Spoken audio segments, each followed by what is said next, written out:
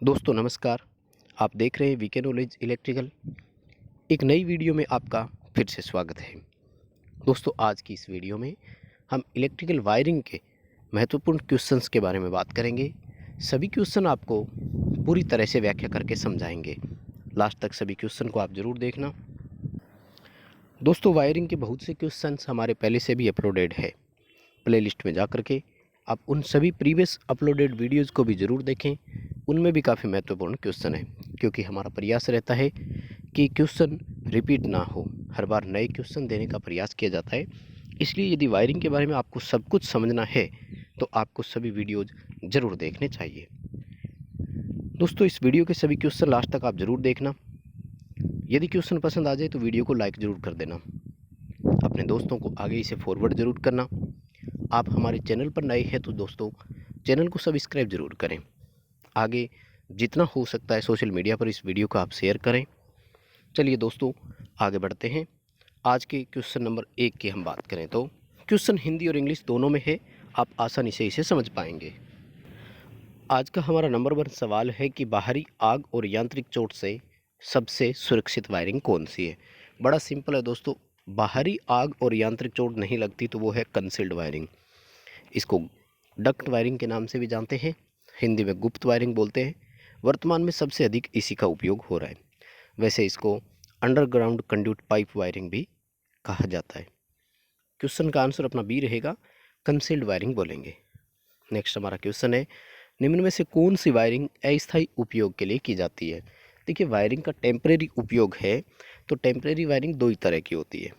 एक वायरिंग का नाम है क्लीट वायरिंग, दूसरी वायरिंग को हम फ्लेक्सिबल केबल वायरिंग के नाम से जानते हैं।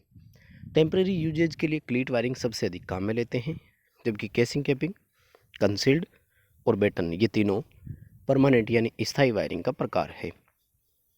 अभी अपने क्वेश्चन का आंसर डी रहेगा। नेक्स्ट हमारा क्वेश्चन है कि घरेलू उद्देश्य के लिए किस प्रकार की वायरिंग की जाती है।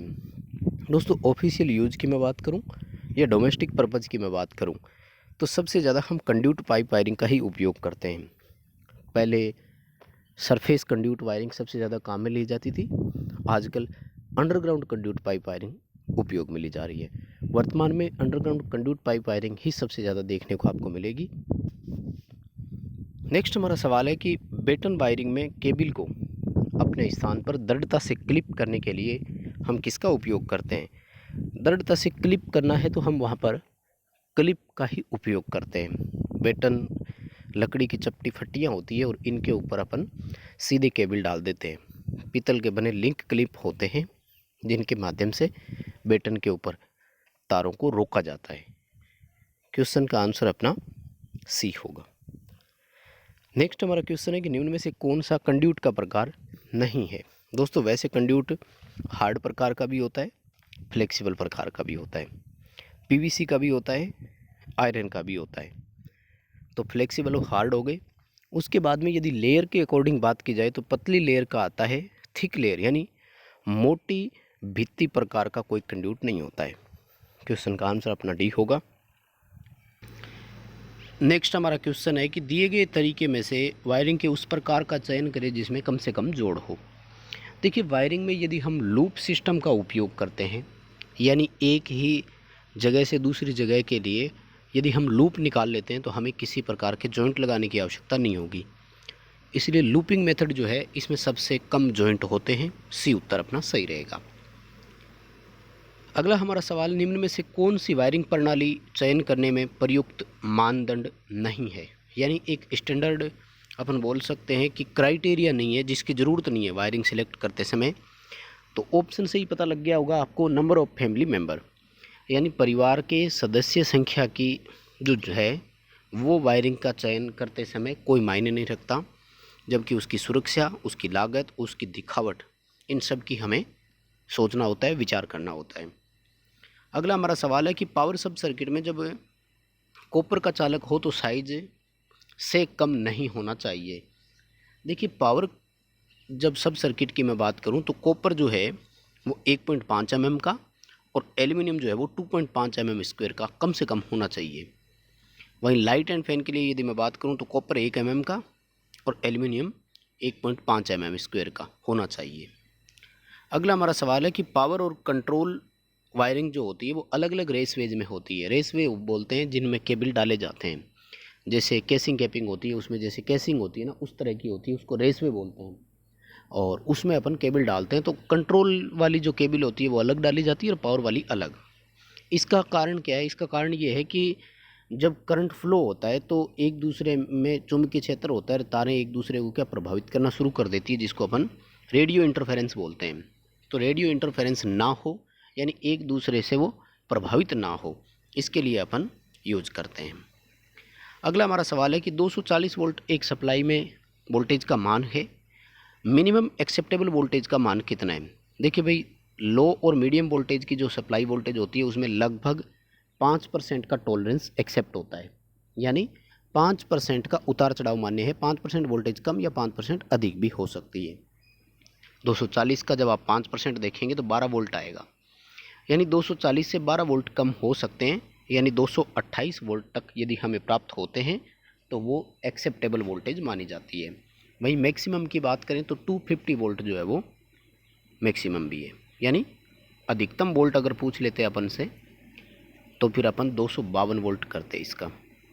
नेक्स्ट हमारा सवाल है कि BIS के according, bureau of Indian standard के अनुसार, DC 3 तार जो सप्लाई होती है उसमें पॉजिटिव, नेगेटिव और न्यूट्रल, या इसको ग्राउंड भी बोल सकते हैं अपने, के लिए रंग कौन सा होता है? तो दोस्तों जब DC में 3 वायर होना तो ध्यान रखना ऐसे सिस्टम के लिए फिर अपना रेड, ब्लू और ब्लैक होता है, यानी लाल, नीला और काला रंग, जो यानी लाल पॉजिटिव के लिए, नेगेटिव के लिए ब्लू और न्यूट्रल के लिए फिर वहाँ पर ब्लैक रंग का उपयोग किया जाता है। क्वेश्चन का आंसर अपना बी होगा। नेक्स्ट हमारा सवाल है कि किसी भी स्थापना में इंसुलेशन प्रतिरोध को हम 50 बटे परिपथ उपभोग बिंदुओं की संख्या से विभाजित करते हैं। जो भी मान प्राप्त होता है इंसुलेशन प्रतिरोध का मान उससे कम नहीं होना चाहिए, तो बी उत्तर होगा, यानी 50 बटे परिपथ बिंदुओं की संख्या, जो पॉइंट्स होते हैं उनका भाग दिया जाता है। नेक्स्ट हमारा सवाल है कि प्रोटेक्टिव वायर जो होता है उसका कलर कैसा होता है? तो प्रोटेक्टिव वायर को हिंदी में संरक्षी वायर बोलते हैं, और ये येलो और ग्रीन का मिश्रण होता है, यानी पीला और हरा दोनों रंगों से मिलकर के बनता है ये वाला तार। अगला सवाल है कि एकमात्र वायरिंग का वह प्रकार जिसकी योजना मकान निर्माण से पूर्व बनानी होगी, यानी जब मकान की कंस्ट्रक्शन चल रही हो उसी दौरान ये वायरिंग कंप्लीट होनी चाहिए। तो हम सभी जानते हैं कि इसको कंसील्ड वायरिंग बोलते हैं अपन, गुप्त वायरिंग के नाम से इसको जाना जाता है। अंडरग्राउंड सरफेस वायरिंग भी बोल सकते हैं। वर्तमान में सबसे ज़्यादा इसी वायरिंग का उपयोग किया जा रहा है।